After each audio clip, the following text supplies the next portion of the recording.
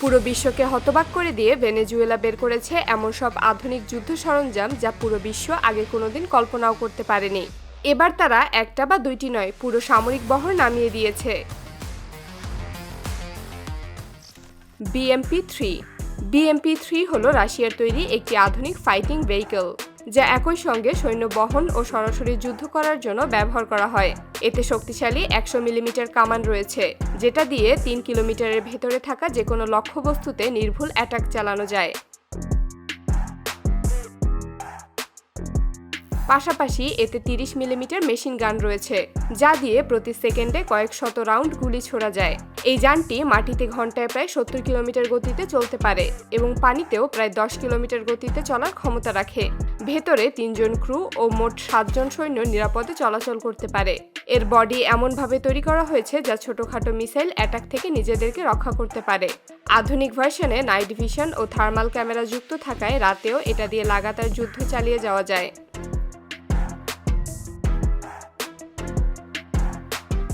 ম্যারিস্কেল এটা শুধু একটা যুদ্ধ জাহাজ নয়, এটি ভেনেজুয়েলার সমুদ্রের উপর ভাসমান এক শক্তিশালী যুদ্ধ ঘাঁটি। এতে থাকা অ্যান্টিশিপ মিসাইল কয়েকশো কিলোমিটার দূরে শত্রু জাহাজ গুড়িয়ে দিতে সক্ষম। এতে থাকা শক্তিশালী রাডার সিস্টেম এতটাই উন্নত যে শত্রু জাহাজ বা বিমান আকাশ সীমানায় ঢোকার অনেক আগেই ধরা পড়ে। জানলে অবাক হবেন, এই যুদ্ধ জাহাজ পানির নিচে থাকা সাবমেরিনকেও খুঁজে বের করে অ্যাটাক চালাতে পারে। এই জাহাজে যুদ্ধ হেলিকপ্টারগুলো ল্যান্ড করতে পারে। এটাকে এমনভাবে তৈরি করা হয়েছে যা মাসের পর মাস সমুদ্রে থেকে লাগাতার যুদ্ধ চালিয়ে যেতে পারে, তাই এটাকে সমুদ্রে ভাসমান নৌবাহিনী ক্যাম্প বলা হয়। Su-30 এটা হলো রাশিয়ার তৈরি সুপারসনিক যুদ্ধবিমান। ভেনেজুয়েলা মোট 24টি Su-30 কিনেছে। এই যুদ্ধবিমানকে বিশ্বের প্রতিটি দেশ খুব ভালো করেই চেনে, কারণ এর ক্ষমতা। এটা একটা মাল্টিরোল ফাইটার, অর্থাৎ একসাথে আকাশ, মাটিতে ও সমুদ্রে আক্রমণ করতে পারে। Su-30 এর সর্বোচ্চ গতি ঘন্টায় প্রায় 2200 কিলোমিটার। এটি দীর্ঘ সময় আকাশে ভেসে থাকতে পারে এবং গোপনে 1000 কিলোমিটার দূরের মিশন চালানোর জন্য একেবারে ওস্তাদ। এই যুদ্ধবিমান একসাথে প্রায় 8 টনের বেশি মিসাইল ও গাইডেড বোমা বহন করতে সক্ষম। এর অস্ত্র তালিকা রয়েছে R-73 এবং R-77 air two air missile, যা শত্রু যুদ্ধ বিমান খুঁজে বের করে সরাসরি হিট করে।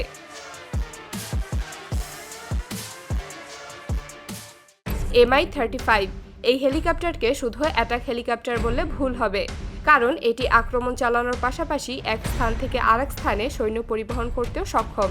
এই ক্ষমতার কারণে একে বলা হয় ফ্লাইং ট্যাঙ্ক। Mi-35 ঘন্টায় প্রায় 300 কিলোমিটার গতিতে উড়তে পারে এবং একসঙ্গে বিভিন্ন ধরনের রকেট, গাইডেড মিসাইল ও ভারী মেশিন গান বহন করতে পারে। সাধারণত এই হেলিকপ্টারে আতাকা অ্যান্টি ট্যাঙ্ক মিসাইল ব্যবহার করা হয়, যা কয়েক সেকেন্ডের মধ্যেই শত্রু ট্যাঙ্ক মাটিতে মিশিয়ে দিতে সক্ষম। প্রায় 2 টন অস্ত্র বহনের ক্ষমতা থাকায় এই হেলিকপ্টার বের হওয়া মানে পুরো যুদ্ধের ফলাফল একাই বদলে দিতে পারে।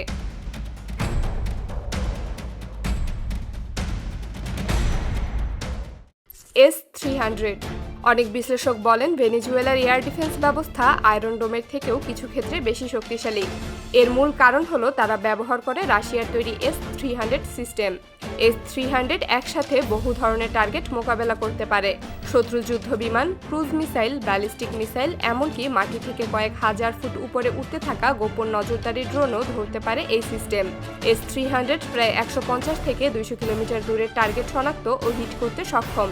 ভেনেজুয়েলা তাদের বর্ডারের চারপাশে গুরুত্বপূর্ণ শহর ও সামরিক ঘাঁটির চারপাশে এই সিস্টেম সবসময় অ্যাক্টিভ রাখে। T-72B1 এটা হলো রাশিয়ার তৈরি একটি ভয়ঙ্কর মেইন ব্যাটল ট্যাঙ্ক, যেটা তার মারাত্মক ক্ষমতার জন্য বিশ্বজুড়ে পরিচিত।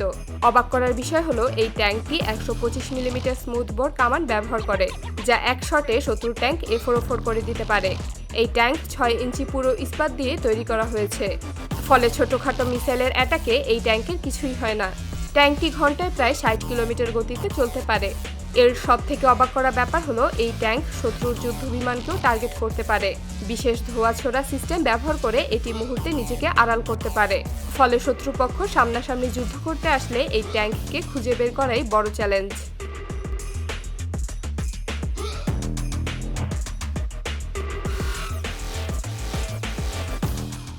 LCU ল্যান্ডিং ক্রাফট যুদ্ধ শুরু হলে আকাশে শুধু ফাইটার জেট পাঠালেই হয় না, সৈন্য, ট্যাঙ্ক, ট্রাক, গোলাবারুদ সবকিছুই একসাথে শত্রু এলাকার ভিতরে নামাতে হয়। আর ঠিক এই কাজটাই করে এই এলসিইউ। এটা সাধারণত কয়েকশো টন ওজনের মাল বহন করতে পারে। একসাথে 250 থেকে 300 জনের বেশি সৈন্য এবং একসাথে 8টা যুদ্ধ ট্যাঙ্ক বহন করতে পারে। এর গতি 20 কিলোমিটার প্রতি ঘন্টা।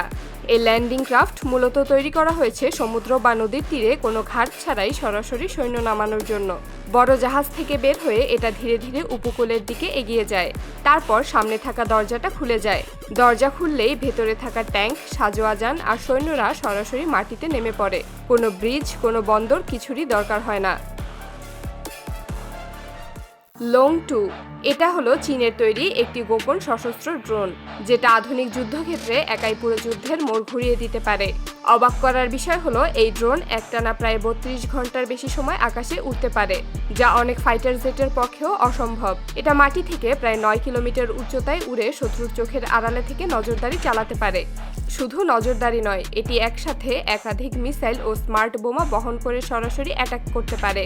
অপারেটর 1000 কিলোমিটার দূরে বসে থেকেও লাইভ ভিডিও দেখে শত্রু খুঁজে বের করতে পারে।